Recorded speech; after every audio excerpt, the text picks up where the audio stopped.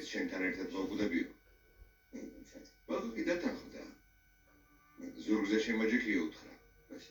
მორილიც შეერთდა და დინარეში შევიდნენ. შემდეგ იყვნენ მისულები, როცა მორიელმა თავი ვეღარ შეიკავა და ბაყაყი დაკბინა. ბაყაყმა უყვირა, რატომ დამკბინებ? სხვანაირად არ შემიძლია ძმაო. ასეთი ბუნება მაქვს.